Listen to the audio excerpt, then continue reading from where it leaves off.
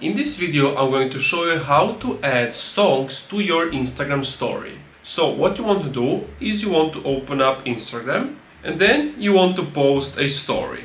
Once you are here, if you see these note icons on the top, you click on those and then you search for any music. You can browse around or you can even see your saved music from previously. You just click on that. And from here you can choose which part of the song do you want it to be, how long should it last, from 5 to 15 seconds, and you can change the font style of it and etc and etc. You can just show this or that.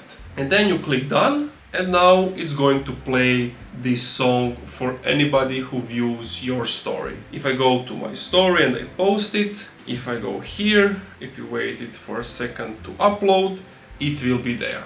And that's basically it. If this video helped you out, leave a like, subscribe and comment in the comments below saying this video helped me out. If it didn't, also leave me a comment with a problem and I will do my best to fix it for you.